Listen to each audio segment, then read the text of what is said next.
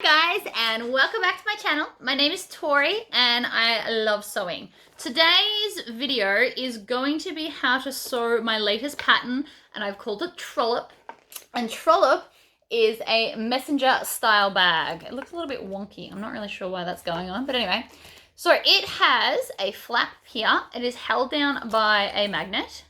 It's then got a zipper pocket at the front and there's another one at the back. And then when you open the flap, you get these two zipper pockets here, as well as one ID slot here. Whoops, no, not there, there. One ID slot and 5 normal card slots. The front then has a slip pocket here and a zipper pocket on top of the slip pocket. And then there is another zipper pocket on the back of the bag. So there is 6 zippers in this pattern.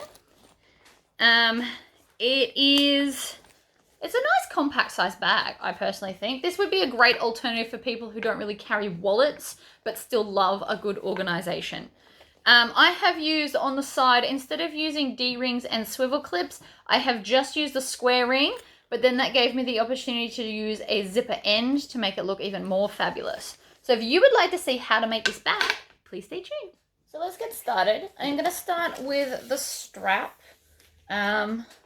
Just because, I don't know, I usually start with a strap. So you can either do the strap at the start or the end. That is your choice. You have the option to use more or less hardware if you wish. So if you like the whole extra hardware and having a removable strap, you can use D-rings, swivel clips, and a strap adjuster. But otherwise, you can just use a strap adjuster and 2 square or rectangle rings. And I do this pattern with a 1-inch strap, but again, you can also do it with a thinner or thicker strap, depending on what you like. The pattern's pretty adaptable to different size straps. You just use different size hardware, really. So I'm just going to fold each side into the center. And I want to get this really, really nice because I'm not placing a piece of fabric over the top of this. So I want it to sit beautiful and flat. So the easiest way I've found to do this is pinch it together in the center and then just push down. And it all tends to just sit nicely, and there's very little stretching of the fabric or vinyl. I also find I get it more even if I do both sides at the same time. If you watch some of my earlier videos, I originally did struggle doing it this way, and it took me a lot longer. But the more you practice, the quicker you get, and I find now this is the only way I want to do it. Of course, you don't have to try this way. You can draw a line and just meet it up to each of the lines if you'd like. That would also work. This vinyl I got from an upholsterer that was closing down, so it is still an upholstery vinyl. It's like a deep bottle green with a faux leather kind of pattern in it, I guess. I do actually quite like it, but I can't get any more. So once I've finished it, that will be it. So now that I've pushed it all together, I'm going to do it with the join side up so I can see. And I'm going to stitch 1/8 of an inch each side. So I'm going to start with a back stitch. And I've got my stitch length all the way up to 4, so it looks super fancy.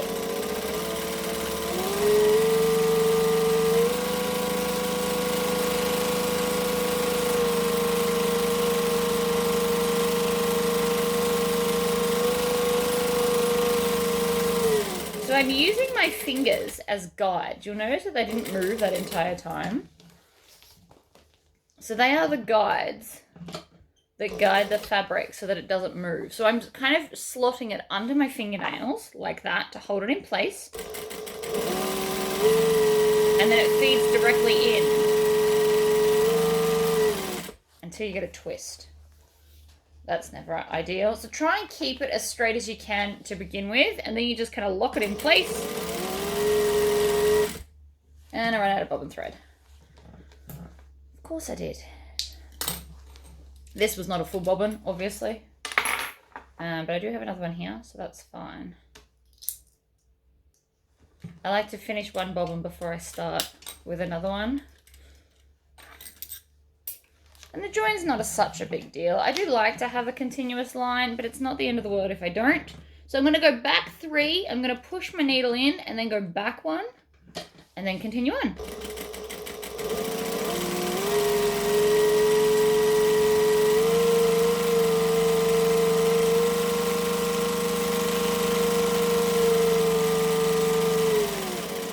So my fingers like that lock it in place, which means I can sew faster. If I didn't have my fingers like that, I would have to go a lot slower to make sure that my lines were nice and straight. But that's just something that I've found with getting fake nails, because it's just one more advantage to sewing.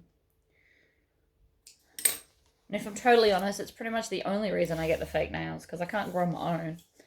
So that's the strap done. I'm going to just set that aside after I trim off the last of these tails.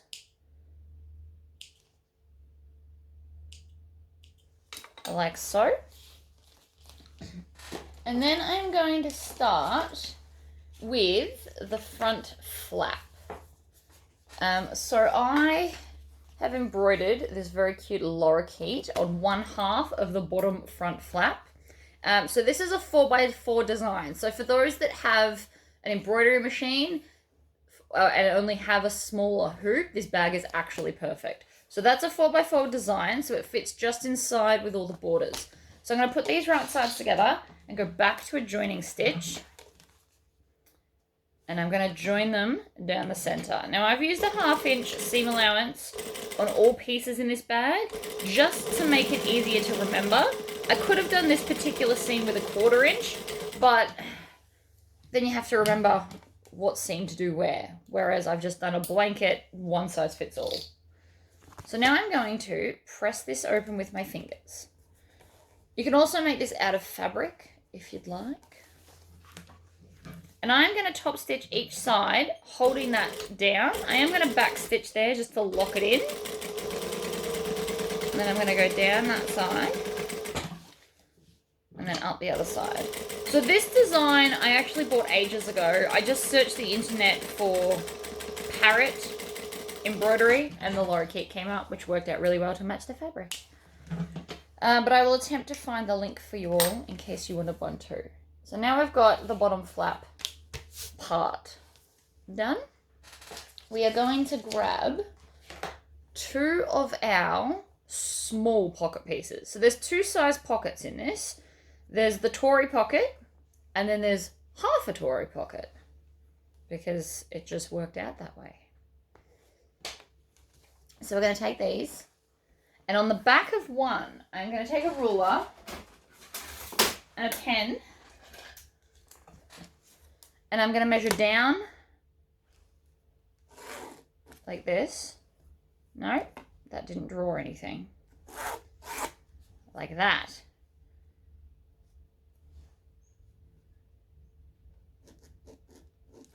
And then up, and then up.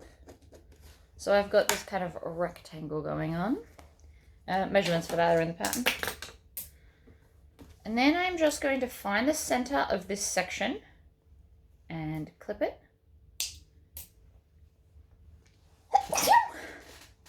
And then I'm going to put that middle clip at that middle line because they are centered. Take Scully and grab a couple of clips, and then I'm going to draw the line that I just drew on. Now, if you're not using size number 5 zipper, if you're using a skinnier zipper, this line needs to be shorter. You don't have to use number 5. You can use number 3, like zipper size number 3, if you would prefer. And then I'm just going to stitch this box. And I am not going to get the top of my embroidery.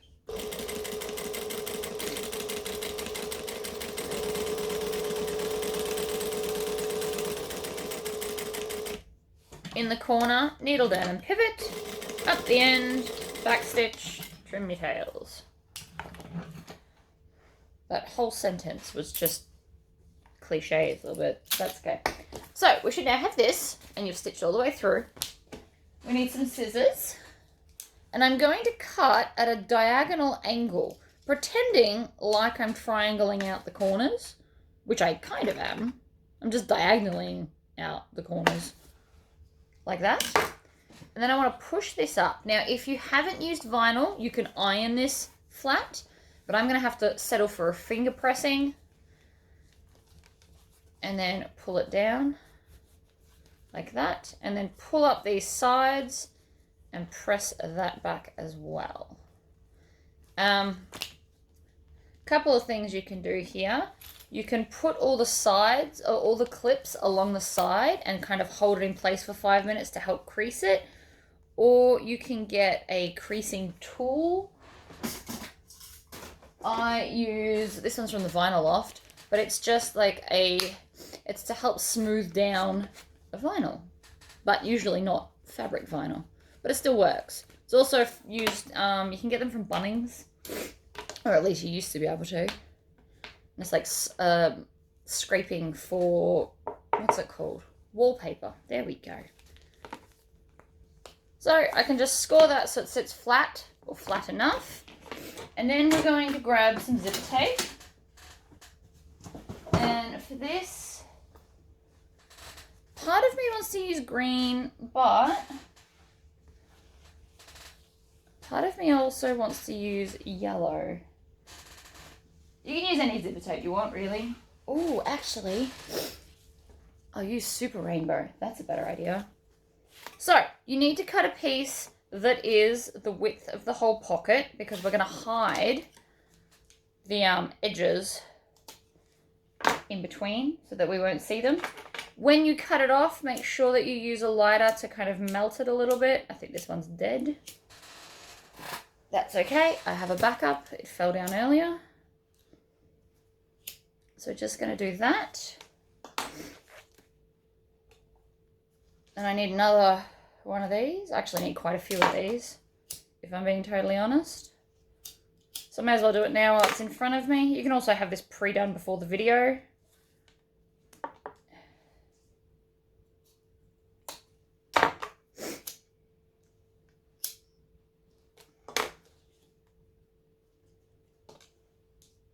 And that little piece there I will not keep. I have no use for that bit. Okay. So now I've got my zipper. So it will, we need to put a zipper tab on. Where are my zipper pulls? Hold that thought. How by now? So I'm going to use rainbow zippers on my rainbow stuff because it's rainbow Lorikeets, and how much rainbow can I shove into one thing is pretty much where I'm at. So I'm just going to crack the zip, I don't know, 2 inches. And then I push the zip in about halfway and then pinch it in place. And then push the other half in.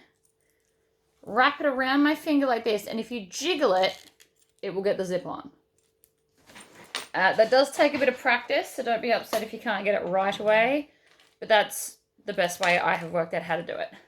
So now we're going to lay the zip behind like this. And we're going to top stitch around the vinyl. So you just want to make sure that the zipper should pretty much be in line with this edge here because it is the same size. And you want to make sure that this is nice and folded and crisp. Now I'm going to increase my stitch length to 3 1/4 because I don't want it, I still want it to be a joining stitch length, but I don't want it too small.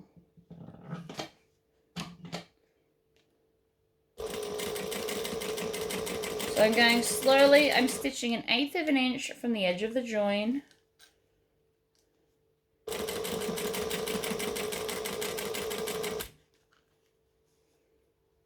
Like so.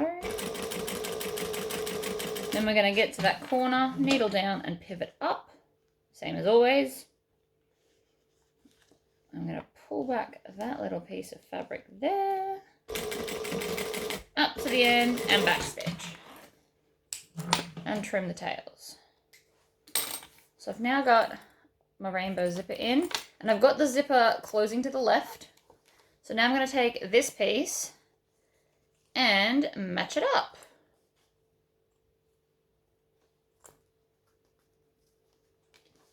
And we'll want some clips to kind of hold it in place.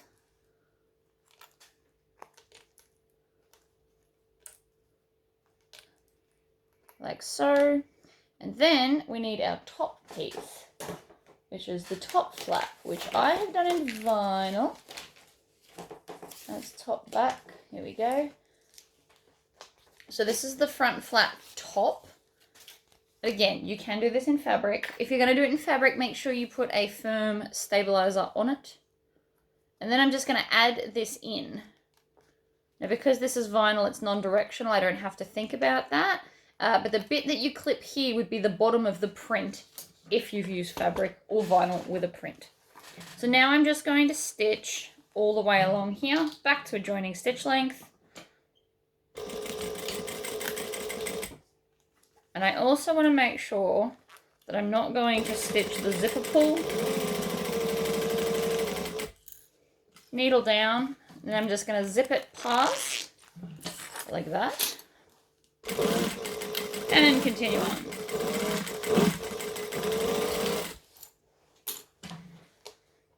Trim off those tails here. I'm going to leave this attached, put my stitch length up higher, fold this back up, and then top stitch along here. This is going to help it sit nice and flat. And back stitch. So that's part of the flap done. The rainbow zip was probably a bit much, but I'm pretty okay with that decision. I'm a bit much, so it's fine. Next up, we have the flap lining. So this piece I have done out of fabric. So I've made the curve the top, because when you lift the flap up, that's where the top's going to be. And it's going to look nice.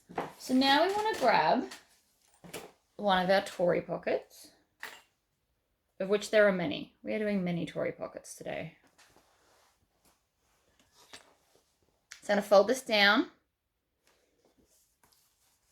like so. I haven't drawn the thing on. So we're going to draw, when you fold it down, you want to have it facing the right way, folding it down so that this piece would then be upside down, and we're going to draw our rectangle on here. So when you peer into the pocket, it's still going to look correct, because this will be the back wall that nobody ever looks at. If you are worried about directional, just add a little bit of a seam and then join them, or don't add a seam and join them. They'll just be that tiny little bit smaller.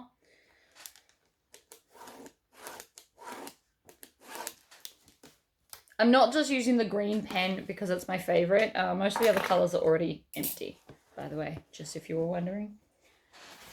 So, my handy dandy favorite 1-inch ruler. Actually, I need to find the center. The center of everything just makes everything easier.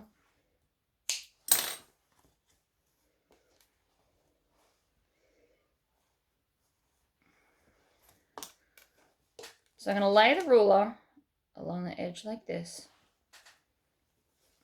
And then I'm going to lay this on here like this. And that is where our first pocket is going to sit. So I'm going to start with the top longest line. I'm going to stitch and back stitch, and I'm just on a joining stitch length. And then I'm going to back stitch, swivel it all the way around, and then come to the other side.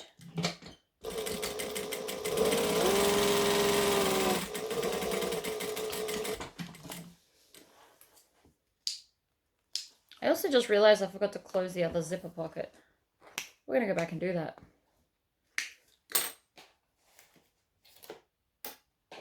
The front piece, I forgot to seal the pocket. It's not going to be much help to us if we don't have a pocket.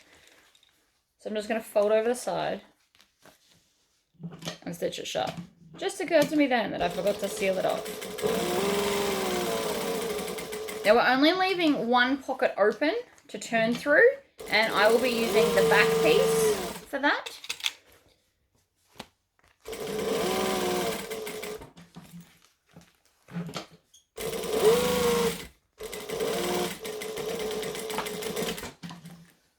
Right, so now it's closed. Now when you open it, you should be able to see the Lorikeet, and it's closed. That's better. And I'm going to trim those tails. because I can already see that they will become a problem. Okay, so now that we've stitched the top and the bottom line, I'm going to take my scissors, which I'm very unorganized this morning. I just had them. Now I'm going to fold this in half and trim just a little bit. And when I'm trying to trim just a little bit, I always push on the end of the scissors. It helps to snip it. And then I'm going to triangle this out. Like so. And then we're going to do the other half. 1 and 2. Now I'm going to need to get up and iron this because finger pressing is not really going to work. So I'm going to go and take the iron and push that up and press it down, and then take this part and press it down the other way, push it through, and then flatten it out. So I will be right back after I've done that. I'm grabbing a zipper.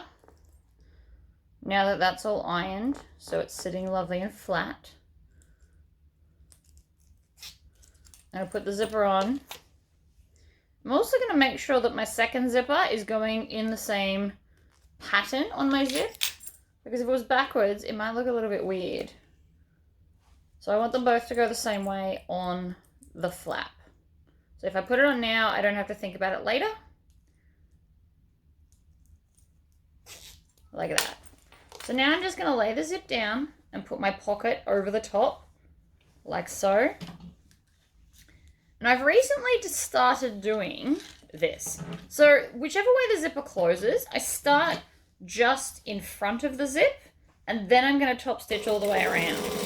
Because by doing it this way, I don't have to open the zip and therefore kind of skew it and make it wonky.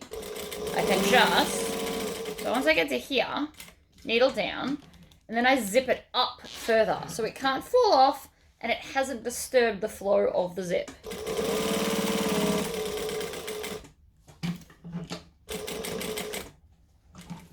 Okay, down the other side, and back stitch when I get back to the start.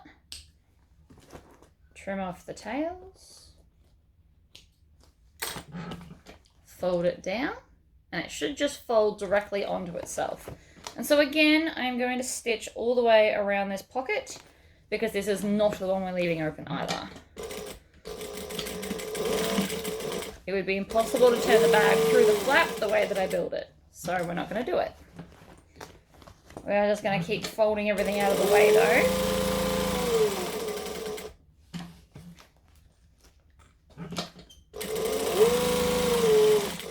Get to the end and back stitch. And trim off that starting tail. So that's zipper number 1. We are literally going to repeat that process again, down.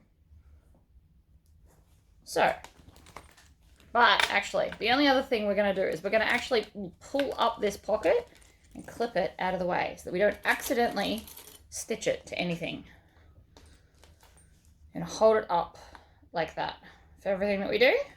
And that way it won't fall down, we're not going to stitch on it, we're not going to wreck anything. So again, face it the way it needs to be, fold it down and press. You can actually iron all these pockets in half if that's something that's easier for you. Take my zipper template. I didn't finish that sentence. So then I'm going to grab the ruler. I'm going to do the same thing again.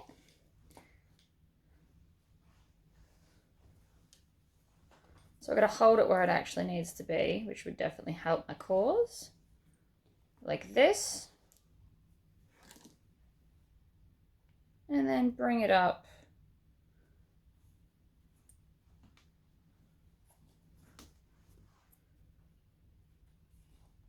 to here, and then we're going to stitch. So I'm just going to do the 2 long edges again. I don't like stitching the bottom ones anymore. I've found that it's not as neat, which is why I stopped doing it.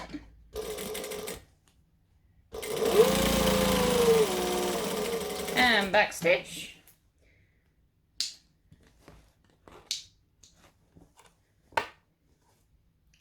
Excellent. So I'm going to fold this over and trim it. And I'm not worried about that other one because it's tucked up out of the way. Now, if you're using vinyl here, obviously don't use an iron. You'll just have to use your little squishy tool and get it flat. I could do that with fabric, but I do find it quicker with the iron. So you can just grab your little tool and push it up like that, and then bring it down,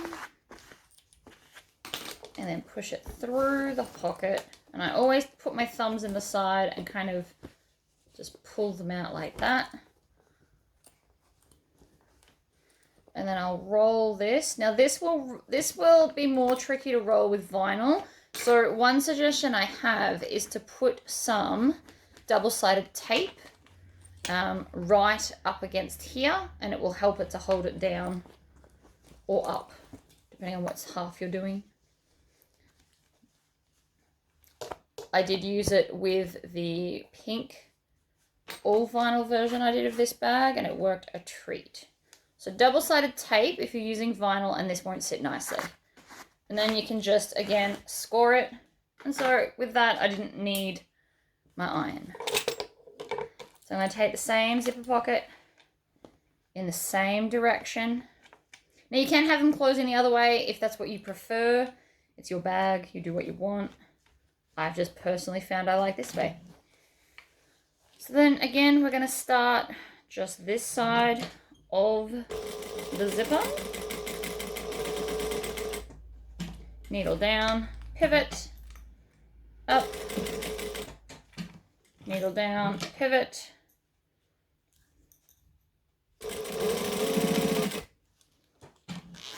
zip past where we're at,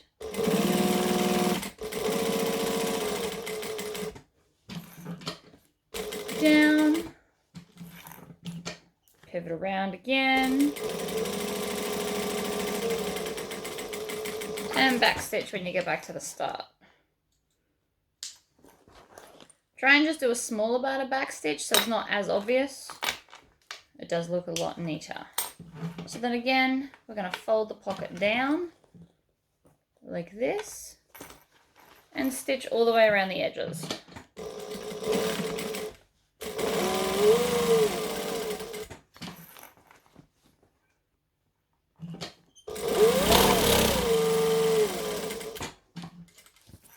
Needle down, pivot again.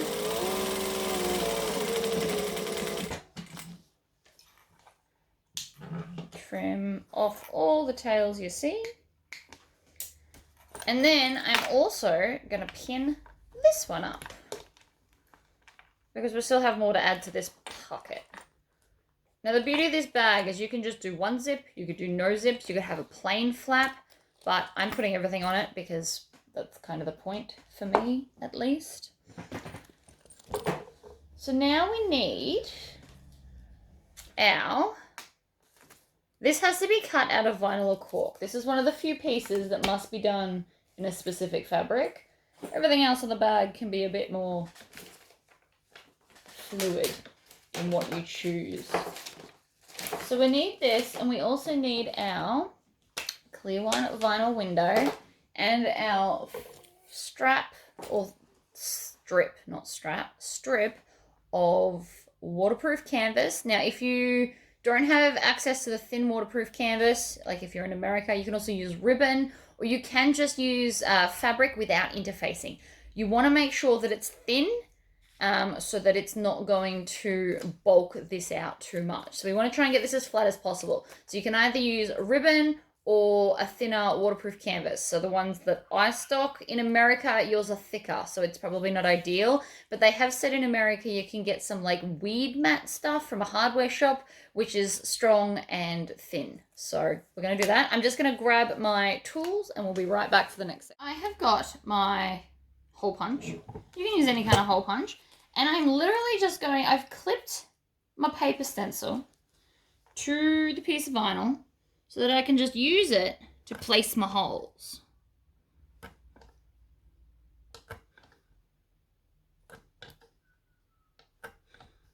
And I'm just going to work down one side and then flip it around and work the other side. Now, you obviously don't have to do it this way. If you've got a cutting machine, like a Scan and Cut or a Cricut or a Silhouette or a Cameo or whatever, you can probably work out how to make it cut all of this for you. But here we are. So now that I've done that, I can take off my template because I don't need it. And I like to do it from the back because I just find it easier. But I'm going to take a small cutting board and a ruler.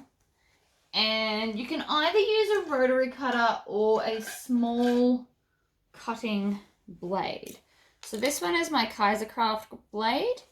So then I'm just going to line this up from the middle of each dot and score it. And then you want to check to make sure it went all the way through. You want to push firmly, but not so hard you're going to hurt yourself. You don't want to slip. And I'm just going to work my way along all of the cuts.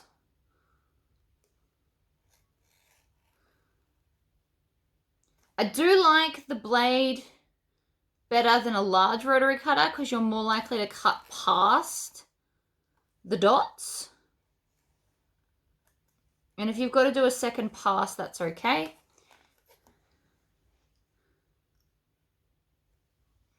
And then we're going to want a lot of double-sided tape to finish this off. I'm using 6mm tape, which is 1/4 inch, because I don't want to see any of the tape between the spots. So let me grab my small one. I'm going to put it along this very bottom edge, and that's going to tack down the first bit. And then I'm not going to go under the first lines. I'm going to come up to the second line. And then I'm going to go under all the other lines as well.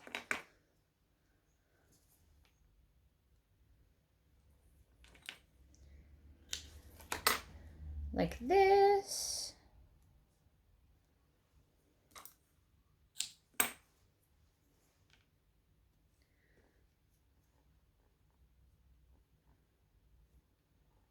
Sometimes it can be tricky to see the cuts, so just stick your finger in the hole so that you can see where it's going. I'm also going to put another piece at the top here.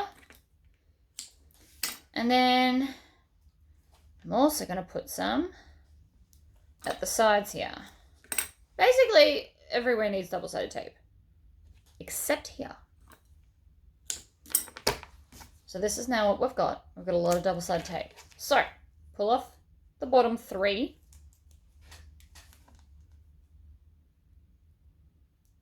Which are around the window so that we can stick the window in. Makes sense?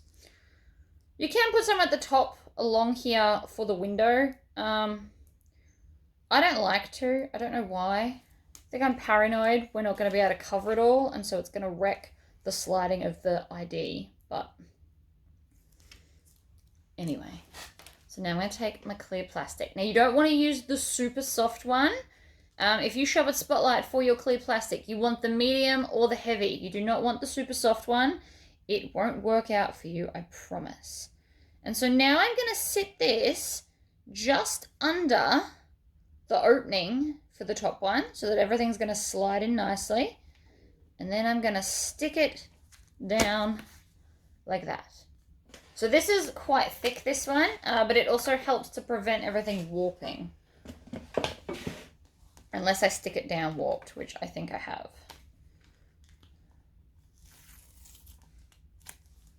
So that's the only downside about this, is it can warp on you when you're placing it. So the other option is to go over the top. You want the sides to be as straight as you can get them.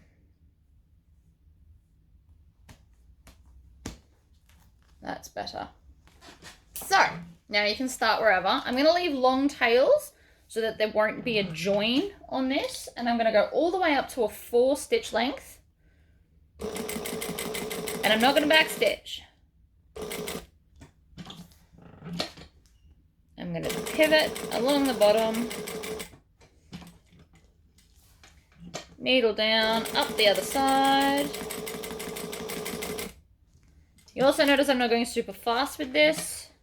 And you want to have a long perforation line so that it's not going to tear everything. You don't want to use like a 2 for this. Then I'm going to go back in the original hole and then pull it out and have lots of tail. Flip it over, and if I circle these around, it will actually make a small loop and then pull the front part to the back. It's kind of fun. You should be able to get both through. If you're struggling with these, you can also use your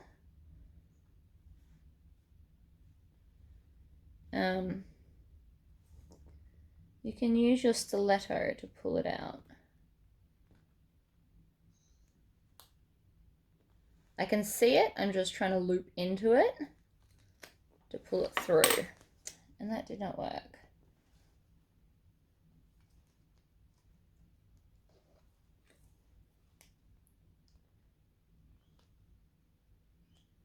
This is always the fun bit, getting this part through. It just doesn't want to come.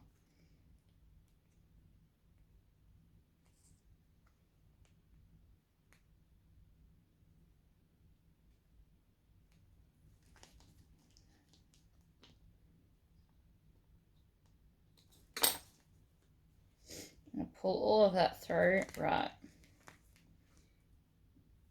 And then just going to tie it off.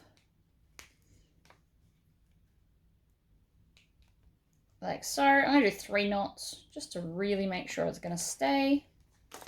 And then trim that off. Double check it from the front. It's fine.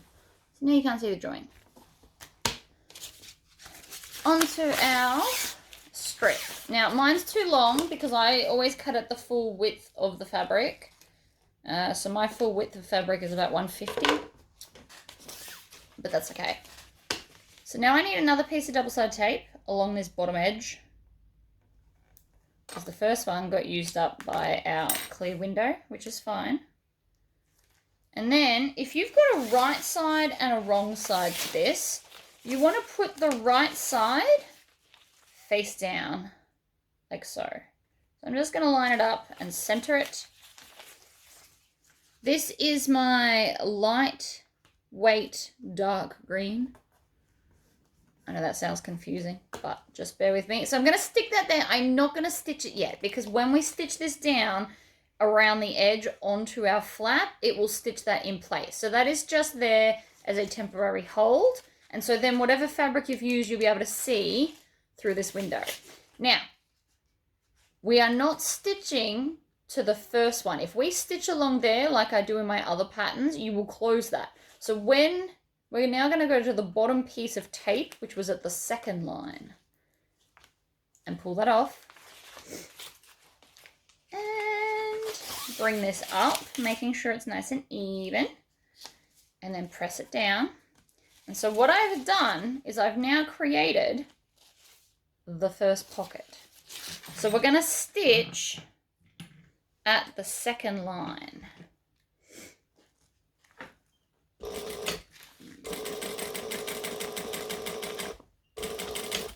Now you can pull it through and tie it off like before, or you can back stitch. I definitely like back stitching because it is a lot quicker. And if you only do like 2 stitches, it's not super noticeable.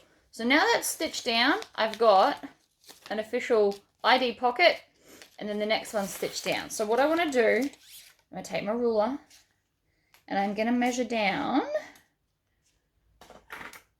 to where the next line should be, which is here.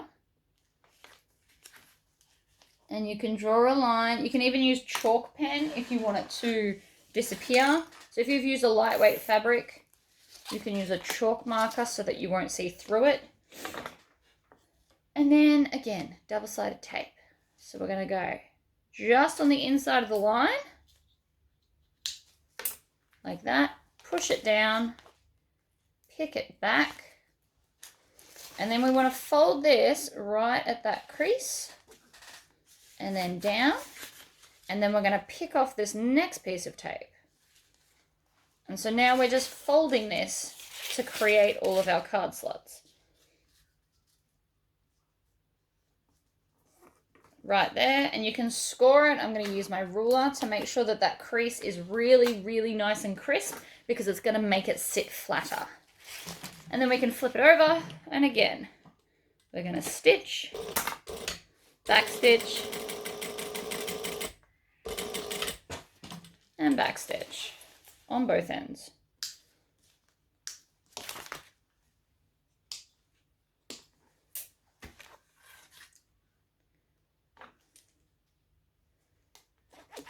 I don't know why I'm trying to do green on green. That's not going to work for me. And measuring 1/2 inch up. And then we're going to do the same thing. Over and over and over until we've finished all of our card slots.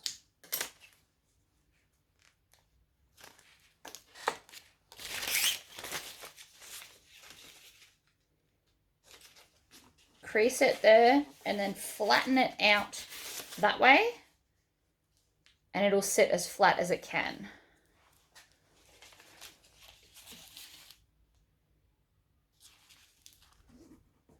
Crease it, flatten it, so again, it's going to sit its flattest possible way.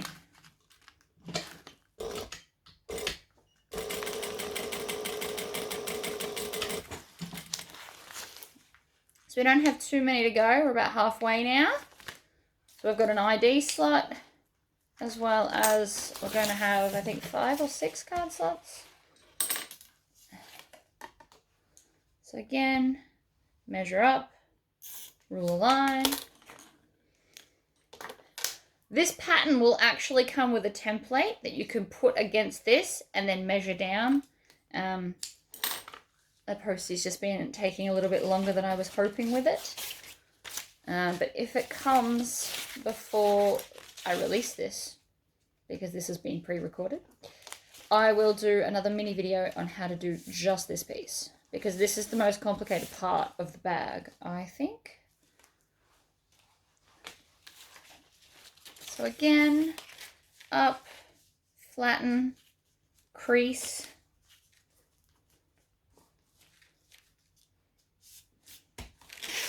like that.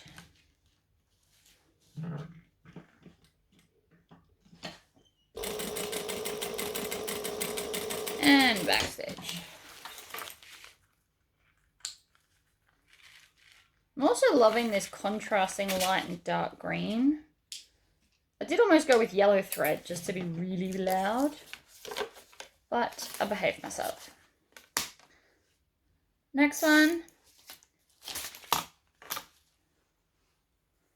Double-sided tape.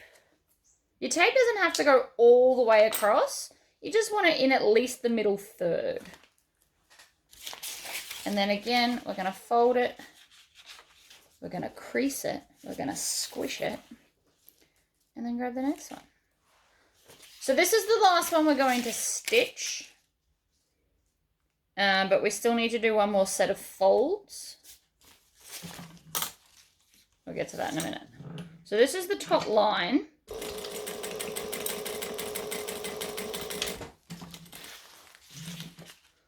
But we still need to create the top pocket.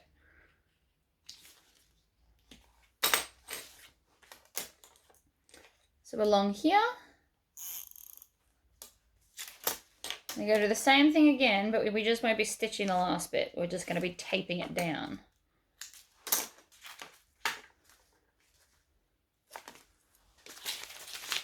So again, we push here, crease it, smooth it out, peel off the top tape at the edge, and then we're going to crease it up and flatten it down. Now this is all excess. So what you want to do, you actually want to bring it down. So what I'm doing is I'm folding it down just below the edge so that I can then chop it off.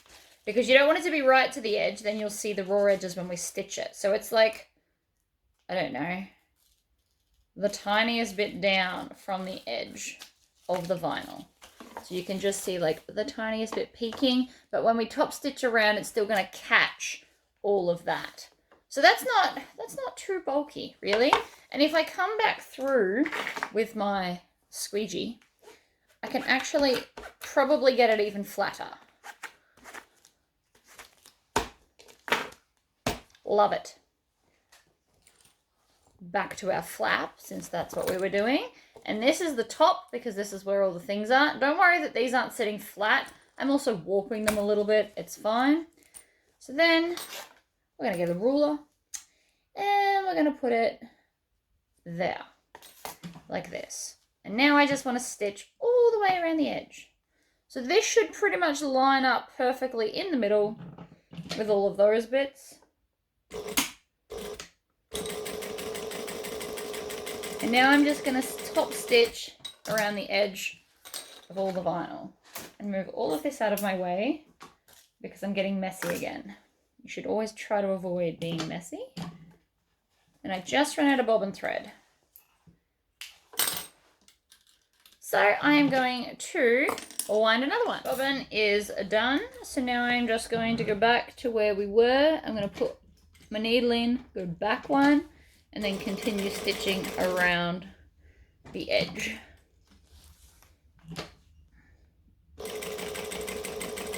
I'm going slowly so as to not stretch the vinyl at all. I want it to stay right where it's meant to and not warp. So going too fast, sometimes you can warp the vinyl.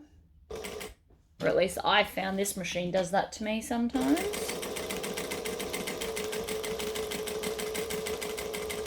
And then when we get back to the start, we're going to back stitch. And then cut off all the tails that I have everywhere. Of which there are many.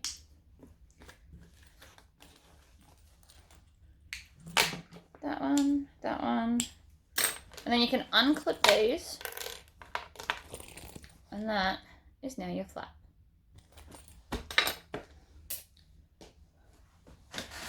Wow, it's half your flap. Now we're going to take the other half of the flap and put them right sides together. And I'm going to clip them in place so that they behave themselves.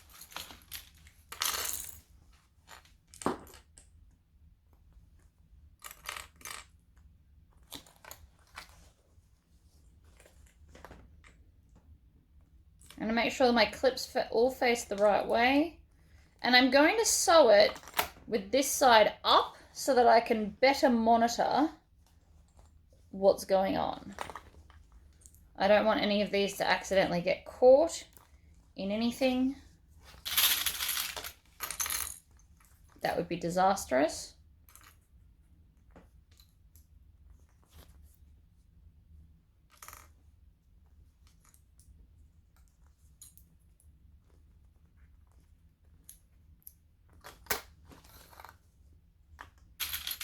Right. So now they are both clipped together. I'm just going to stitch around the edge. I'm going to go back to joining stitch length.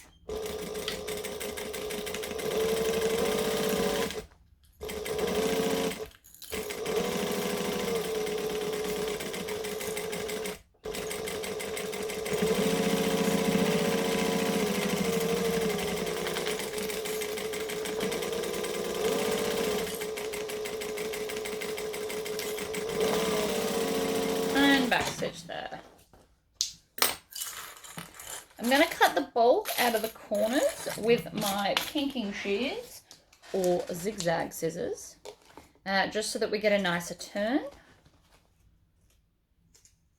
And it's just occurred to me I forgot to grab a rainbow magnet, so we're going to need one of those as well. So we can now grab here and turn it through. It should turn pretty easy because you do have the whole open end. And we will seal that up after we've put our magnet in. Now, if you have done all fabric, you can go ahead and iron this. Obviously not touching your iron on this part because that part has to be vinyl or cork and you don't want to wreck it. And then I'm just going to kind of roll this edge a little bit to get it to sit nicely. And so this is now what we've got. So this will be the flap, and then when you lift it up, everything's facing up the right way, which is fabulous. So I'm going to top stitch it. Now you don't have to top stitch it. If you're worried about the thickness, you can just leave it. But I love top stitching. It's like my thing. And if you are going to top stitch, you want to do it before you install your magnet.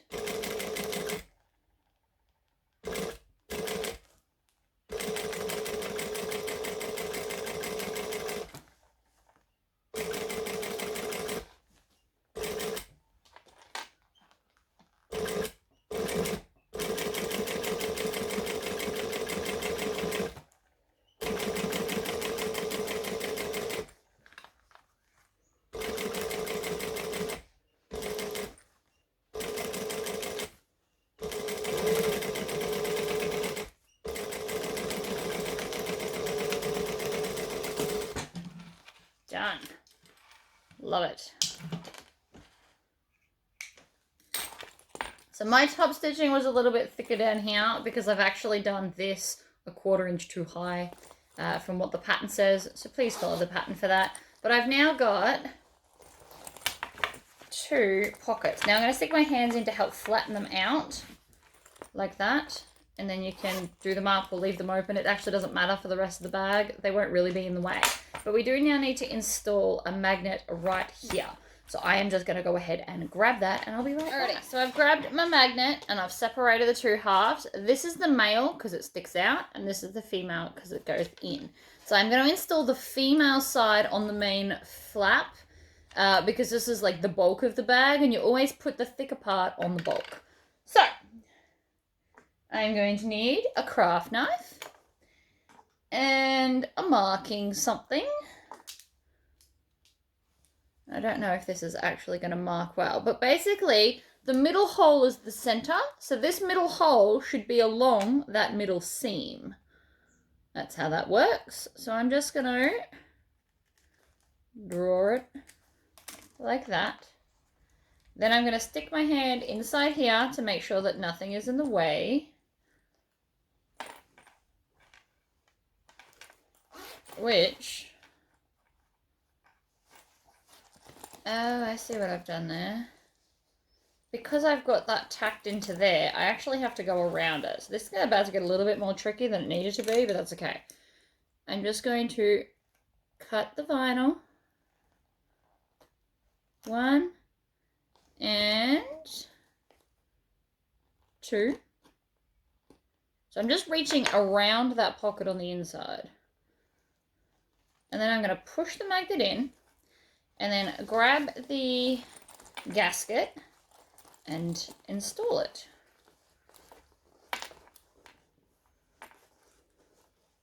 So the reason it looks like I'm having so much trouble is because I have sewn the inner pocket into the seam.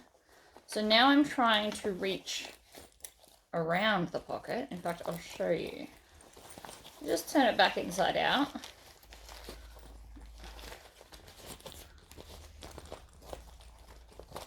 So this bottom pocket has been sewn into the bottom. So I have to reach through here to get the gasket on. So mental note to self. I clearly did not do this in the first one, but don't sew the pocket in unless you want to have a slightly more tricky time installing your magnet. Now it can be done because I've just done it. You just have to kind of push it aside. Screw it up a little bit. And then just push your magnet as flat as you can get it. Like that. And then back out.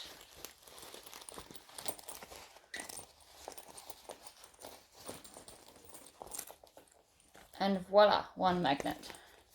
Now, if you want to, and I'm going to sew up that end of the flap so that it then becomes one piece to work with. So when I'm trying to install it into the bag, I'm not worried about these separating or missing a part because they will be one. So you just want to make sure that this is within the seam allowance. Like that. So now your flap is complete. Let's move on to the back. So on the back of mine, I have put my logo. It's a good place to put it. I didn't put it all the way in the center. I moved it down a bit because you still need to remember that it'll be seam allowance. So it does sit pretty close to the bottom. And then we're going to grab our other two half Tory pockets. And we're going to draw that same design on here.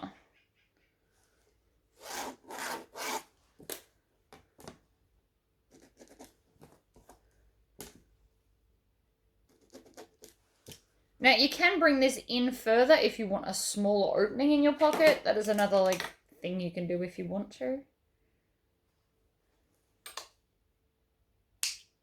Oops, missed. No, there we go. Third time's the charm. So then, again, facing the right way, we're going to join those middle bits.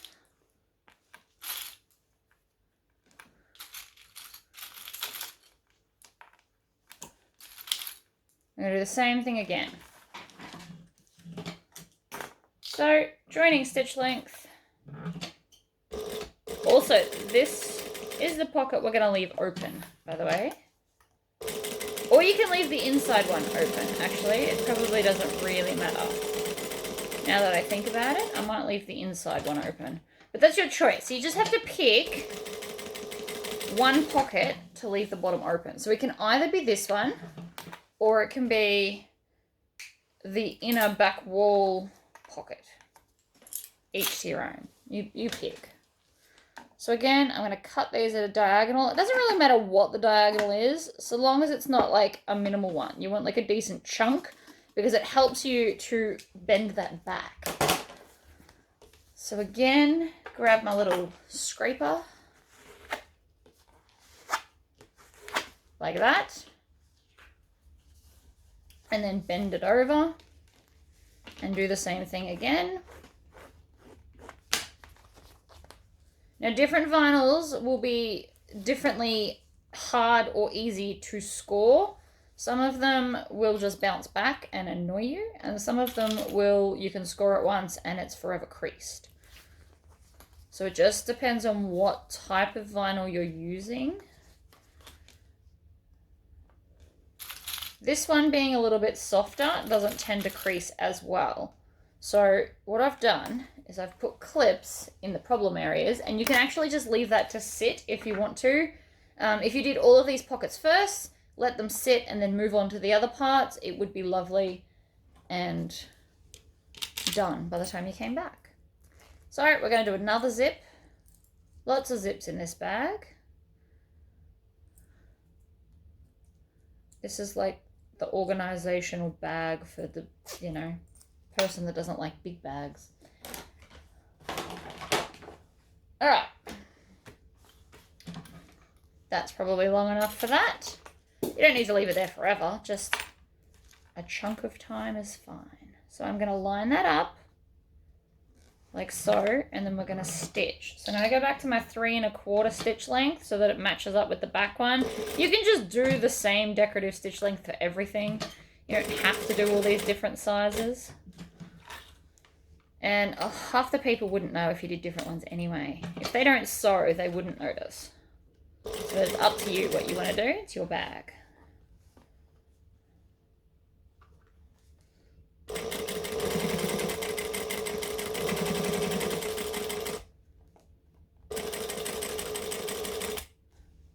And down, pivot, and up, and back stitch.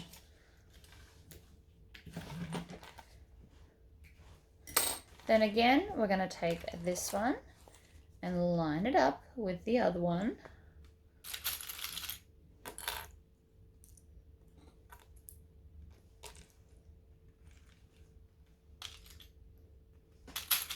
Like that. And then we need our top back piece. So it's built the same as the front, they're just different size pieces. So the back piece is shorter. They're all different sizes, but the bag works out fine. So it's the same principle with the front flap as it is for the back piece. They're just different size bits. And if you wanted to, you could even do like a seam here, or you could do a fake seam and just stitch it. So now we're going to stitch those together. Back to a joining stitch length. I'm going to stitch it with everything facing up so that when I get to the end, I can just pivot, change my stitch length, and go back again.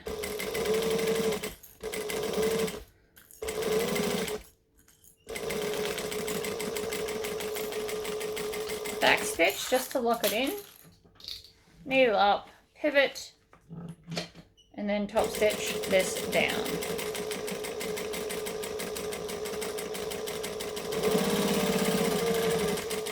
And back stitch. So that's your back piece done. Yay!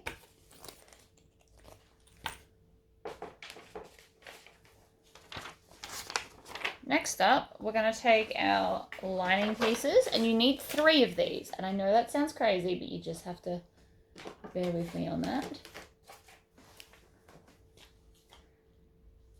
And where's my bottom piece? That's all right, deal with that in a minute. So we're going to take one of these, and this is going to be our back inside. Oh wait, no. We're going to come back to here and close the zipper. Why do I keep forgetting that today? It's a very crucial and important step to close off your zipper. So I'm going to leave the inside back zipper, which is the next bit I was about to do.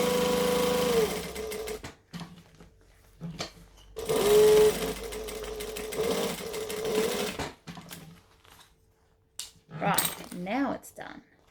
Make sure you trim off the tails. We have very minimal tails floating around today. I'm very excited about that. So that's our next bit. That's our back done. So now we're going to take our back lining piece, so the inside, and another Tory pocket.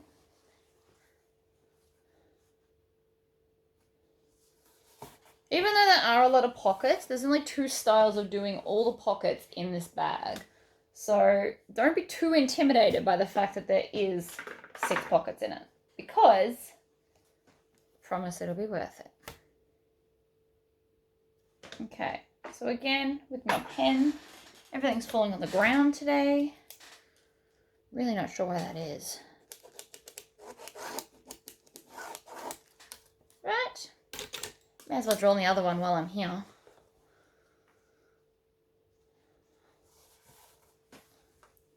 I have interfaced these. You don't have to interface your pockets, depending on what kind of pocket it is, but I really didn't want anything in this to ever kind of break. And because it is a quilting cotton, it's a wider weave than a poplin. And I didn't want it to break, so that's why we did that. So I'm just going to line that up here. You need to remember that there will be a seam allowance at the top, so you need to make sure you're moving it pretty much down in the center and almost touching the bottom here. And that's how I line it up. I have put official measurements in the pattern for you, for those that don't like to guesstimate.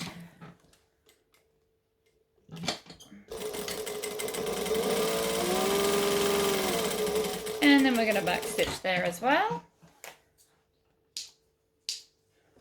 You also want to trim that jump stitch at the end. I do find it much easier with it not there. Right. Scissors are on this side today. Oh look, I dropped it again. It's not my day for not dropping things. Alright, so we're going to trim it. We're going to triangle out those corners like we did with the other one.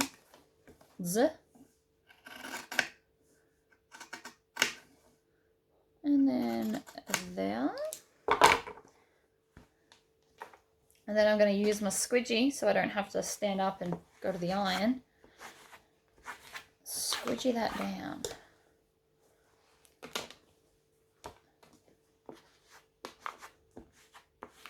Like that. And then we can push it through the hole. Like so. And then I'm just going to fold it right on that seam because I made it easier for myself by doing that first lot of folding. And then this one.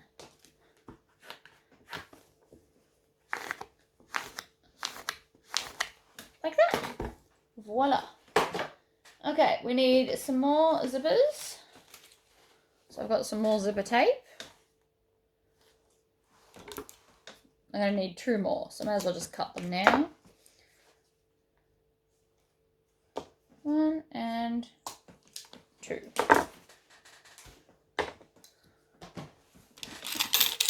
And since they're both Tory pockets, I can put the zipper on, or zipper head on as well.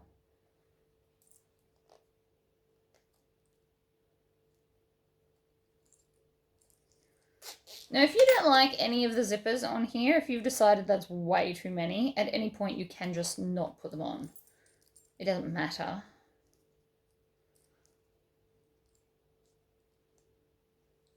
I love zips, I love pockets, I love organization.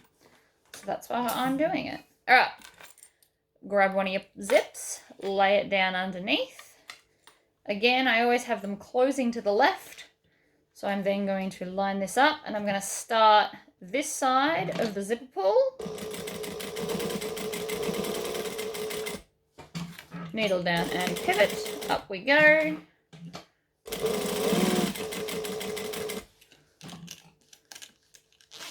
Zip it up.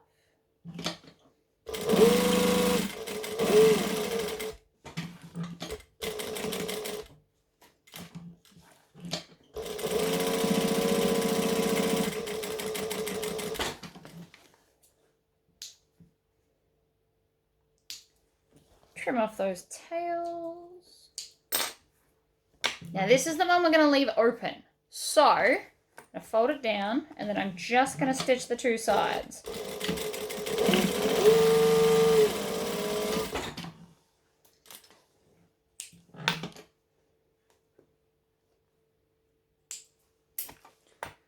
I'm just going to fold this back out of the way, and because of the way the pocket's built, it should fold perfectly in line with itself.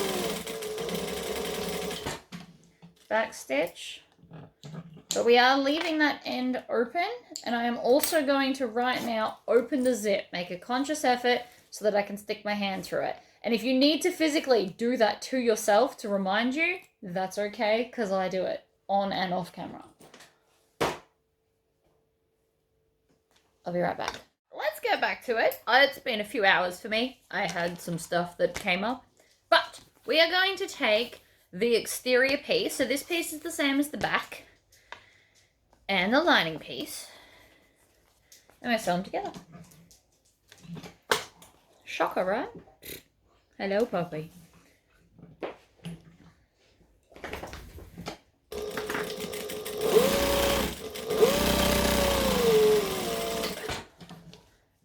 And then trim the tails. And I'm going to press this up because of the vinyl. So I'm just going to press this away, put a nice crease in it, and then fold it back and top stitch it. Now, if you want to, on this particular part here, you can put more card slots if you need them, or a zipper pocket, or I don't know, whatever else you want. You could have like a clear window and do another ID pocket here if you need. I'm just going to leave it blank because that's what the pattern has, but it is basically a blank space if you wanted to add more organization to your bag.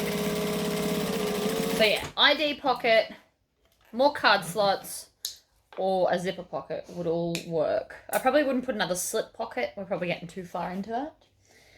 And then we are going to take another one of our linings, and this is going to sit here, and then our zipper pocket is going to sit here. So this is what we're building. This is like the front piece. So we need this one, and we need a Tory pocket. Another one, yay. I know there's a lot of these in the pattern, but you just got to bear with me on that.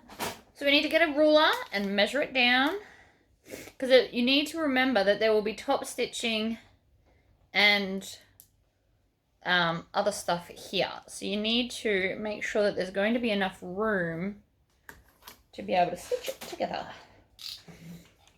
And again, all the patterns, the pattern has all the measurements, so you don't have to worry about that. I never try and make them overly complicated, so I'll never pick like 1 3/8, because that's just harder to measure. I like simple numbers. So if you do convert it to centimeters, if you only work in centimeters, it will be easier to do. My country works in centimeters, but my sewing is in inches because everything you buy for sewing only seems to come in inches. So again, I'm going to snip it in the center and trim it out.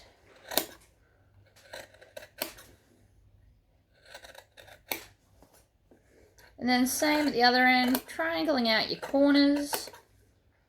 Same old really. And then again, I'm going to get my little squeegee thing and crease that. You could use an iron. Irons are definitely easier in certain circumstances. Just not for me, because I would have done like a 2-minute section and then had to pause it again. So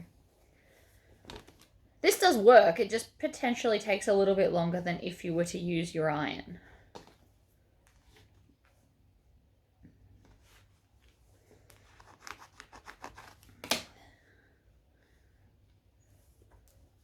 So this is officially building our front wall. Now I've just used a medium woven on this because it does have vinyl, which will give it body. If you are concerned that the front of your bag will not sit as gloriously structurally sound as you'd like, this piece you would put on a thicker interfacing. So I use medium on all of this. But the flap, I have done a thick interfacing. So I have done my hefty, which is the Vilene 1050F. Let's call it hefty because it's easier to say than that. So I use that for basically exterior pieces. So I've done it on the flap to give it the body because it is holding true zippers and the card slot section. So I want it to be able to be firm and stand up all by itself. I'm going to get close to the zip, needle down, and then zip it up because that end's been sewn. So I won't have to move it again.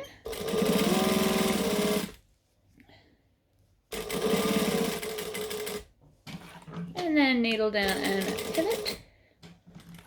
And again, back the other direction. You want to get back to the original stitches and then just do a little bit of a back stitch. If you really don't want the back stitch showing, you can pull the threads through the back and then tie them off if you would prefer. So we're going to grab this and then stitch around the edge. Start at the top because we're only leaving that single pocket open. There's no need to have them all open. That's just ridiculous. Needle down. Pivoting is the easiest way. And for that seam allowance that I just did in there, you can do anywhere between 1/4 and 1/2 inch. So whatever you're comfortable with doing, depending on how even everything is and how close you can get to the zipper. But that is now a second one. So I'm going to lift this pocket up out of the way. And I'm going to take the exterior piece and I'm going to baste it down because I love basting. This will then turn itself into a single piece and will be easy to work with. So I'm just stitching right on the edge to hold it together. You can make your stitches longer. They don't have to be small. And I just ran out of bobbin thread. Of course I did, because I just started the video. Sorry guys, there is going to be another pause while I do another bobbin. I'm going to start right where we left off. I'm not going to back stitch. Again, this is just a basting. It's just to hold everything kind of temporarily together. Like that. And then we need to go and take away all of those tails so that they don't disrupt the bag.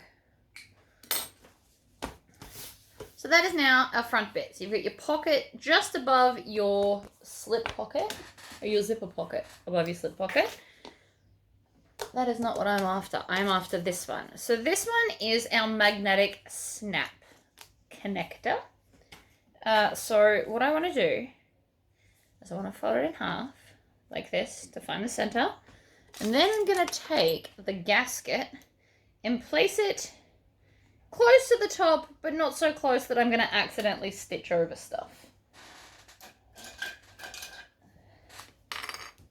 And I'm going to mark it. And then I'm going to cut it with my knife, which has moved in the last few hours. It's back over where it lives. Funny about that. So I'm just going to shove the blade in. Now the easiest way to do this is where the mark is, point your blade like sharp side up, start at the base, and as you push, the blade will then cut your line. So you only have to push until you reach the other end. That's the easiest way I find to do that. Then I am going to push this through the vinyl and put your gasket on. Now please, please, please make sure you use a gasket. It is needed. Double-sided tape, which is always your friend. We're gonna put some there. And then I'm gonna peel the backing off, fold it over. You wanna try and get these as accurate as possible. Now, I can make this thinner if I want to. So if I wanted it to be a bit less, I could just take a little bit off each side. And if I was going to do that, I would use a ruler and then just kind of trim it down. I did make it bigger so that you have that option. However, I am not actually going to trim it. I'm going to go back up to a decorative stitch length.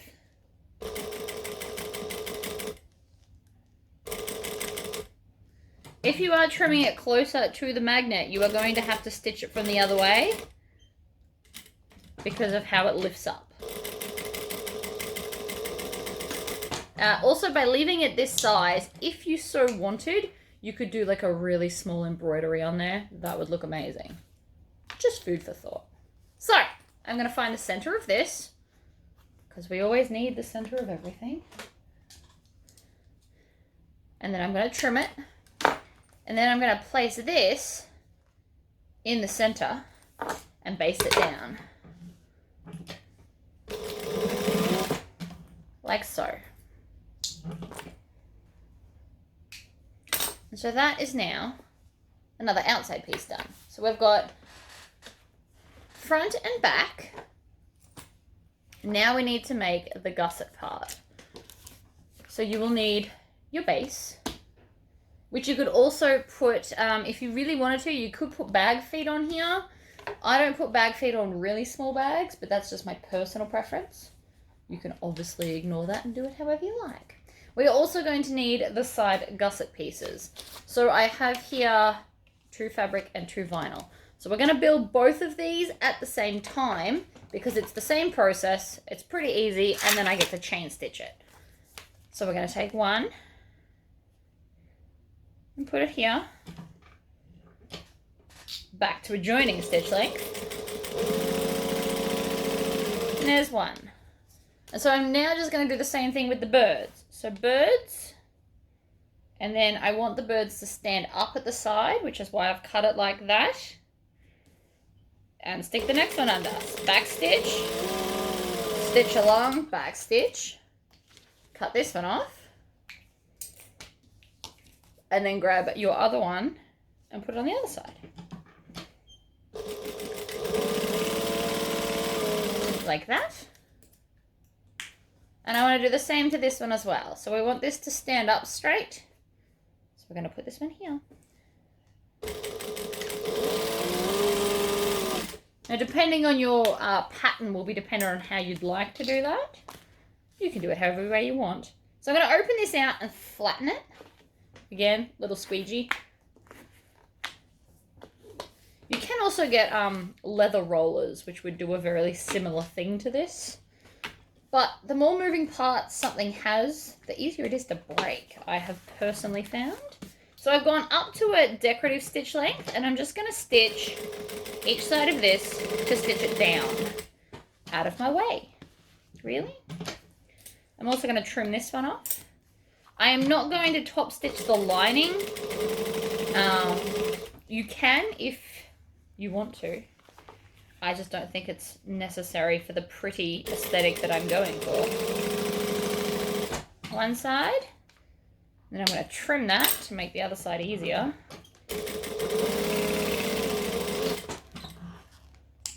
And so that is now both of our gussets. Now for this one, I will be pushing the seam allowance towards the middle because I will find it easier to join. But for now, we're going to fold it in half and find the center. Again, center of everything.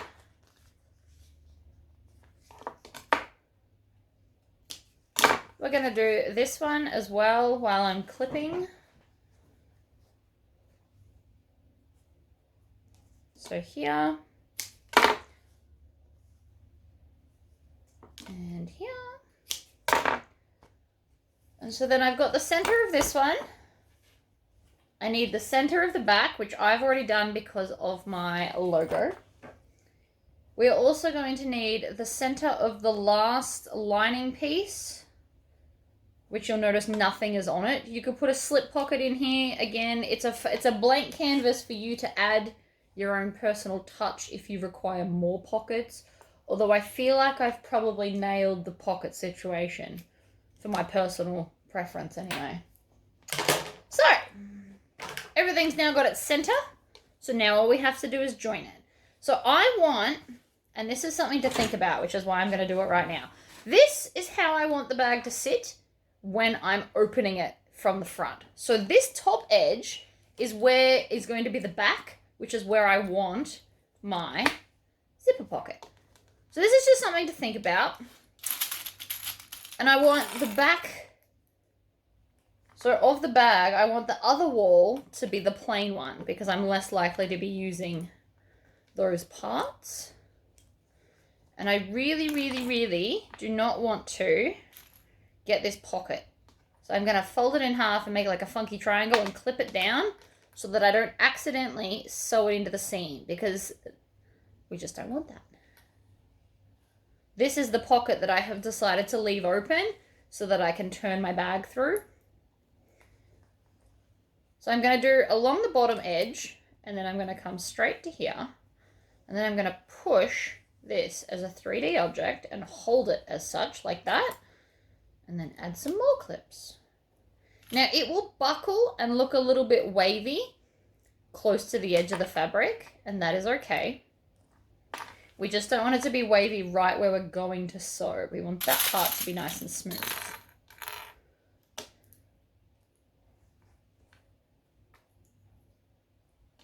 So we're clipping to there, and I'm going to do the other straight part. And then I'm just going to kind of almost tuck that in and hold it as the corner. You want to hold it as the 3D object to help give it the shape. Like so. Now this won't stand up because it's lining, but that's okay. I'm going to have the gusset on top. I'm going to go to a joining stitch length. And then I am going to slowly stitch all the way around. I'm going to clean up my clips as I go because I like to have a clear workspace. And again, we're making sure we're not stitching the pocket. So if you need to pull it up, that is also fine.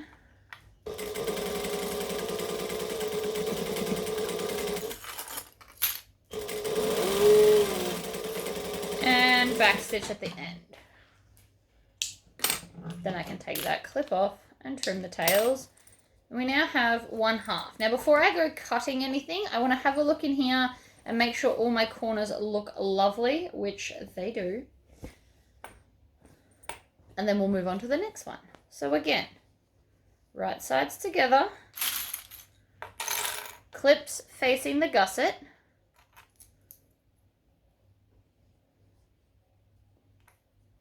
One, two, three, up the top here.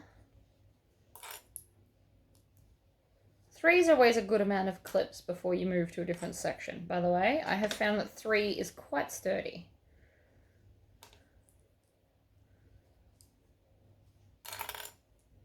So I've clipped everything but the corners now.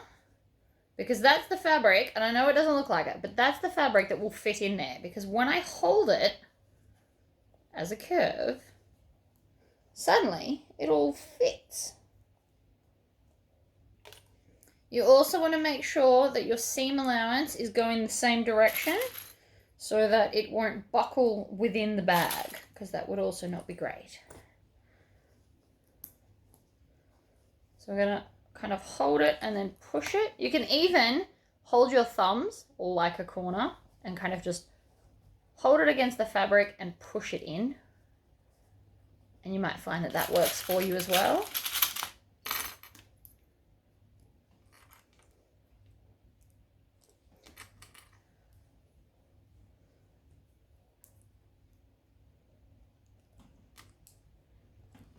Excellent. So that's the second side. So again, we're going to do a gusset side up, and then I'm going to kind of just squish that whole other side into the middle, out of the way.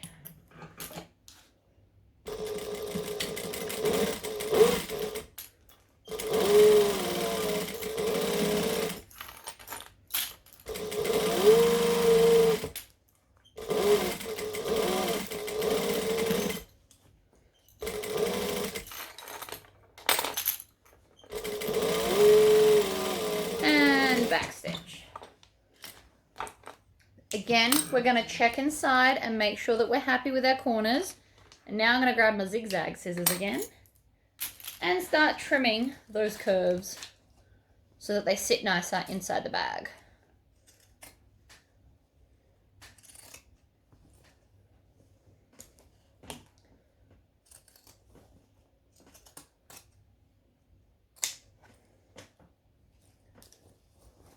And then this side. You can actually, if you really wanted to, trim all of the seam allowance the whole way around, but it's the corners that are important. And I like using these scissors because even though it's interface, it's also going to help prevent fraying in the future. So we turn the lining out, and this is now what we've got. We're going to pop that aside and now do the same to the outside pieces. Now, it won't matter if this pocket gets caught in the seam allowance because it's not an open pocket and we don't have to add anything anywhere. So we can do that if we want to. And that will just help the pocket always sit down flat as well. So it's not a bad thing if you want to add this pocket into the seam. Then I'm going to come up to the side and work my way down towards the corner like this. And then again, thumbs, push it into the corner. And it will go, I promise you.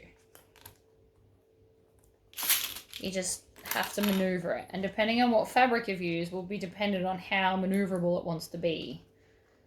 But as you can see, it can be done. Just need to move that one to there and that one there.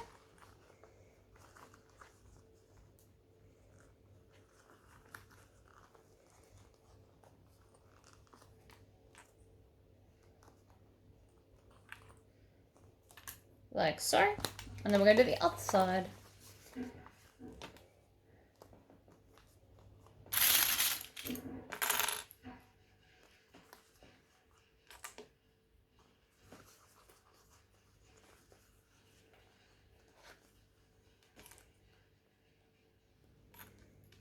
So I'm clipping the pocket in just because ultimately it's become a lot easier to do that, but you don't have to if you don't want to.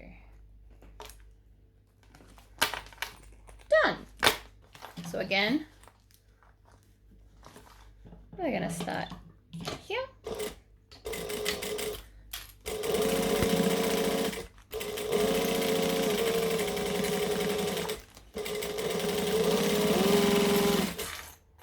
Clean up the clips. I really just don't like mess around where I'm trying to work.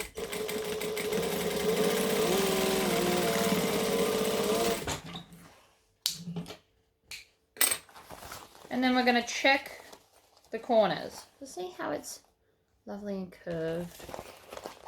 And there's no kind of catching parts. You want to look for any kind of puckers or catches. Now we will trim that off later in a minute after we've attached our other side, so we can do it all at once.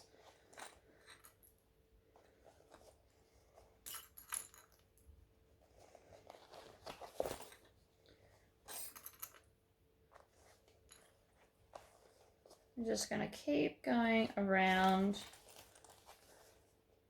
clipping everything together. Lots and lots of clips. Wonder clips are your friend. Now I've got a combination of clips in this jar. I have got some that are quite expensive and I've got mainly cheap ones. So the expensive ones are these all purple ones. They are a Clover brand clip. You can get them from Spotlight, but they are compared to the other ones, they are quite pricey. But they also outlast the cheap ones. And they've got a better spring. But because I do go through so many clips, I like to have kind of both. Because these littler ones are like $100 for $15 or $16. Whereas the other ones are like $30 for maybe $50. They're just a lot more expensive. So if you're looking for the budget option, eBay. Or in America, Amazon. Alright, same thing again. We're going to push this out of the way. Make sure that my tails are behind us. I'm supposed to hold on to them with this machine, which I never do. It's supposed to help them prevent kind of coiling up and creating birds' nests.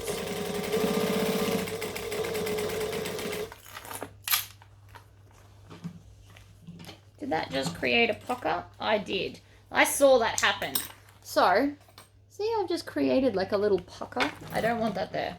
So I've just decided to stop right now before I go any further and have to unpick lots. And I'm just going to unpick about 1 inch before the pucker so that I can maneuver it and make it sit where it's meant to. Puckers usually happen because I'm chatting. They can happen to you too, though, if you're not paying enough attention to what the fabric's doing. So because I am going around a bend, I just have to be consciously aware of what the fabric is doing.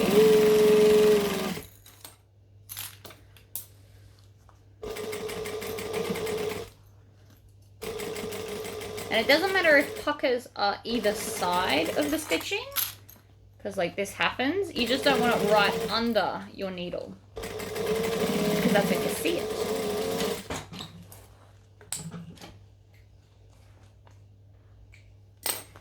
So then again, I'm just going to check that corner now, make sure I'm happy.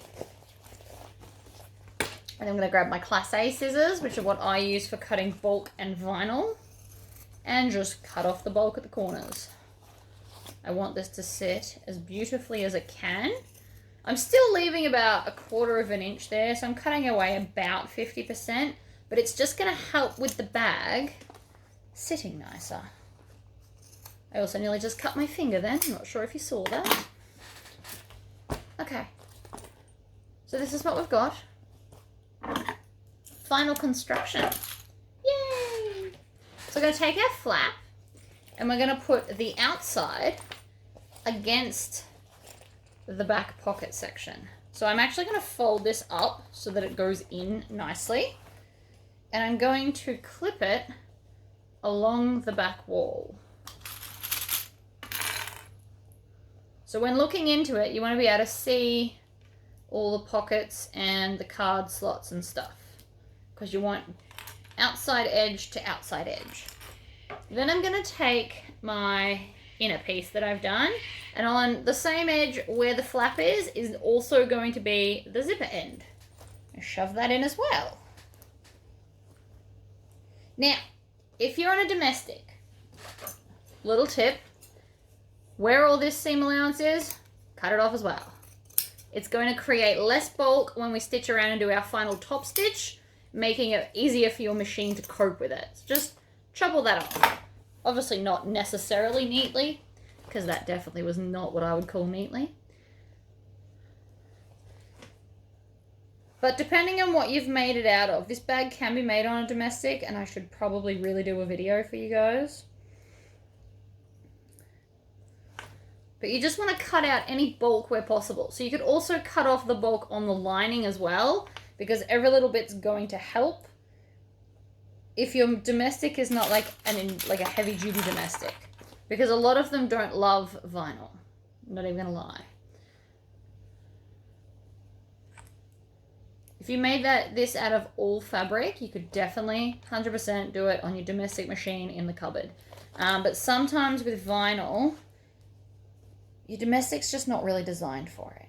So there are ways to help it, like I just showed you. But not all bags are designed to be made out of vinyl on a domestic, because they just can't handle the layers, unfortunately. So I've clipped all the way around. Everything is clipped together. My inside pocket, so my lining pocket is the open one. We opened it earlier. You're welcome to check it again if you are paranoid and or worried. So now I'm just going to pick a spot, any spot, doesn't matter where I start, and I'm going to stitch all the way around. And off we go. So I'm just going to bring, because it's a 3D object, I'm going to just keep moving it around.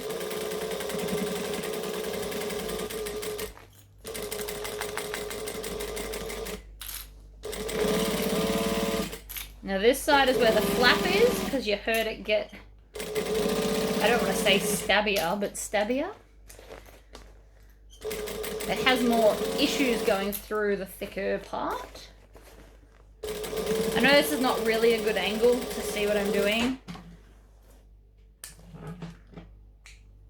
but that is now all stitched. Now again, another little domestic tip, grab your scissors again, and we're going to kind of cut these slices out of where the seams are. And this again is going to help you top stitch. Now if you're on an industrial, this probably doesn't matter as much, although cutting all of this out will ultimately lighten the bag, because there is a lot of pocket weight going on with this. But it's pretty, so we do it. So now I'm just going to put my hand in the pocket. And the first thing I always pull out on a messenger style bag is the flap, because it can be a right pain in the butt. So you always pull the flap first, and then I'm going to use my thumbs to just push the bag into the zipper pocket. You can slightly and gently grab here and pull. You don't want to pull with full force, you will break something. And even though that this is very strong thread, you could still snap it if you just yanked. So you kind of want to roll it out. I actually do this motion as I'm pulling. And so then I'm going to grab this part here and roll it out. And then we put our hand straight back in the pocket to kind of push out all those edges. Like so. So this is now what we've got. We've pushed the lining in. We've got our flap. The flap should now close like this. It's still a bit, it still needs some loving, but we're going to stitch close our pocket. So I literally use my knuckles to kind of just push that edge in and pull tight and then pinch it, and it should make it all lovely and even. You can add clips or pins if that's more helpful to you. And off we go. Stitch the pocket shut. If you have a fabric tag you use, that's a good place to put it. And then I'm going to tuck the pocket in and zip it up. So we haven't got much to go now. We are now going to top stitch around the whole bag. So, depending on your vinyl or fabric or what you've used, if you've done fabric, you can iron this crease. Otherwise, we can use clips. Now, your fabric might be fine and not require any of it, but I do still recommend the clips. I'm going to make them face the lining. So I'm putting them on so that the color part is at the lining, because we're going to stitch it lining side up, which is normally something I don't do. I normally like to stitch it the other way, But for messenger bags with a flap, I prefer to stitch it lining sides up like this. So that is all the clips I'm now going to use. I'm going to move Scully out of the way. I always start on the flap. So we're on our decorative stitch length. And I always try and start at like the top of the flap. So over in this corner, I'm going to do a 1/4 inch top stitch because it's more comfortable to do. You can definitely do an 1/8 of an inch if you would prefer, but a 1/4 of an inch works quite nicely with the bag. And I'm kind of pulling this and the flap apart to make sure that we're getting it right and neat on the seam. And you'll hear, because I did all that chopping, I just went over a seam then and you could barely tell because I have made it so it's not a thick, chunky seam. So your machine should have much less trouble going over it if you are indeed on a domestic. I can't promise that it will, but it should definitely help. I'm also going to cut off that tail so it doesn't get knotted while I'm looking at it. And I'm just going to keep moving the bag around and top stitching around the bag. Now you can obviously do an 1/8 of an inch. There is no qualms there. I just found that much easier with the full 1/4 of an inch because I'm in better control of the stitching. Because I've got more to stitch on. It's less likely to slip off. So I'm going to get back to the start and do a couple of back stitches and trim it off. Push it all out. It will still need a final iron to get all nice and flat, but so far so good. That is the bag portion done. Now all we need to do is create a strap connector. Now you could have, there's so many different ways to do strap connectors. I just thought this way was a different way that I haven't done in one of my own personal patterns yet. So let's do that. But you can just do the traditional way where you would have just attached it here if you don't like this way. So I've put some double-sided tape down the center of my strap connectors. You can make these out of fabric. You just have to make them bigger or longer so that you can tuck in the raw edges as well. So I'm folding both sides into the center again. If you're making this bag out of leather, you could actually just cut 2 pieces this size, stick them together and put edge paint. That would look very cute. While I'm still on my top stitching length, I'm going to stitch, back stitch.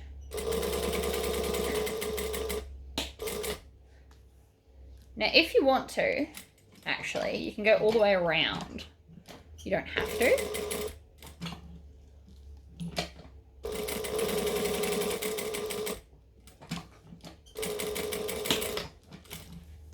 Pull it out a little bit, add in your next one.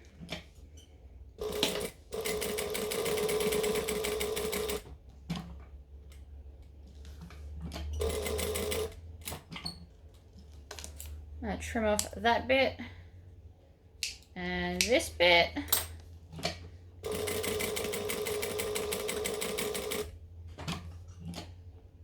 Across the bottom and back stitch. So now I've got 2 strap connectors. I'm going to take my rings. These are not the chunky ones, these are the non-chunky ones. Just the normal ones. And I'm going to put it in the center like this, so that I can see that it's at the center. And then I take the bag and slot it over the edge like this. So what we're going to do is we're just going to rivet this on. If you don't have a rivet press, you can definitely stitch this instead, if that's your thing. I love my rivet press, so we will be rivet pressing them. Here's where you can alter. You can put D-rings here and then swivel clips to attach them if that's what you would prefer. And the side where the join is, where we started and stopped, is going on the inside of the bag so that you don't see it. It's not super noticeable to begin with, but it's even more neater if you leave it on the inside. So now we've got this. Just got to attach those. First thing we need is a hole punch. And we're also going to need your rivet set punch. Now, you don't need to own two, guys. One and just change them out is totally fine. I only have two because of the amount of stuff I do. So we're just going to twist this so that you guys can watch better. So I'm going to hang this off the end of the table slightly. If you are going to attach this permanently to something, have it so it sits out like this and then attach it and bolt it down, because it's handy to be able to slot this over. Now I'm going to use 2 rivets per side. So I'm going to punch my 2 holes like that. And then I'm going to push in the post. Now you can push the post front to back or back to front. It doesn't really matter. They're all much for muchness. It'd help if I could actually push it through. There we go. And then I'm going to clip the backs on, and you could hear that. It made a snap noise. Then I can take those wonder clips away. And then I'm going to do the same thing. So I'm going to hover it over the table. Press 1. Press 2. And that is now firmly attached. And the 2 rivets will give it even more strength, which is why I used 2 instead of 1. But instead, if you wanted to, you could stitch it down. Or you could add them a different way. I just thought this was fun. Each to their own, of course. So I don't take the clips off until I've pushed everything in, because the clips are holding it all aligned the way that we've punched the holes. Put the caps on the back, like so. And then I can take the clips out of the way so that I won't break them while I'm squishing the rivets. 1 and 2. Excellent.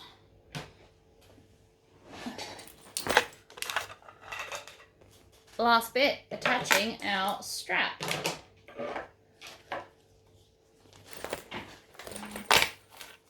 So the first thing I want to do is pick an end and thread the strap with the join side touching that middle bar up and down and through, like so.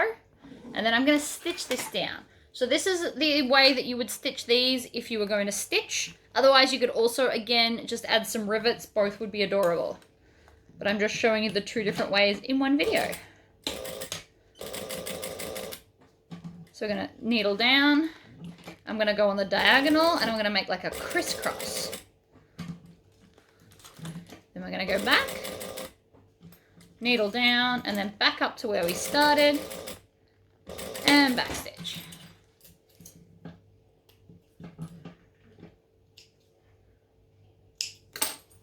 Right. I'm going to close the bag and I'm going to hold it the way I need it to sit. I'm going to have the join side face out with no twists. I'm going to go down through, let me see if I can do it here, down through this one, like that. Again, making sure nothing is twisted. I am then going to come up one side and then down the other side of our strap adjuster. You want to pull it a fair way through so that we've got enough to deal with over here. And then I'm going to put it under and in like this. And so that is going to be the end of our strap. However, I would also like to use a strap end. Let me grab my strap end. I have some strap ends now. So because I'm going to do the strap end, I'm actually thinking that maybe I want it to poke out. So I could do it this way. No, I still want to just do it that way. I like the way I do it. So I'm going to thread it through and then I'm going to place my strap end on. So the easiest way I've found is if you go from the side and squish it across sideways, as opposed to just trying to push it directly on the end. Now it comes with 2 little mini screws to hold it in place. So I'm going to take my mini electric screwdriver I got off eBay. And it's slightly magnetized, so you can, once you've got your screw on there. It holds it in place with the magnetic field. And then, and whoops. Right, that was not what at all. You should hold it, clearly. So we're going to hold it, put this in, and screw until it is flush. And then we're going to grab our second one and do the same thing, and that holds it in place. This will also work on fabric, although I would probably put some fabric glue or fray stopper on the end that will be in here, like that. And you just want to feel across and make sure that they're not sticking up. As long as they're flush, you are good to go. So, again, we are going to make sure that nothing is twisted. So we're going to hold it all so it's not twisted. Like that. And then I think, because of the fact that we now have a glorious strap end, which will just be seen like this, which is why I've put the screws on the inside, because I'm going to rivet that in place to have the strap end with a rivet, which I just think will look beautiful. So I need one more rivet. And as you can tell, like always, I am just kind of making it up as I go along. And that has only got 1/2 of the rainbow rivets in it. Awesome. 1 and 2 rainbow rivets. So, rainbow rivets there. I'm going to take off the clip, hold it all nice and steady, and then I'm going to punch between the layers of stitching. Push my rivet through, put the cap on, and that way we're going to get this nice kind of rainbow effect right here, while still using less hardware than if we were putting on our swivel clips. But still making it look classy. We're not looking like we're trying to be cheap. It actually just looks nice. I'm going to make sure the rivet is sitting in there properly. And there you go, guys. One beautiful Lorikeet rainbow bag. Zip that up. It does need a bit of a squish and a press. But once that's full, that will hold everything nicely. The sides sit out a little bit because there's nothing in there to kind of hold it flat. But that's what the bag will look like if it's full. So I hope that was a fun tutorial. If you do have a go, please let me know. Join my Facebook group and you can show me or ask any extra questions that you may have. But until then, I'll see you guys next time. Bye-bye.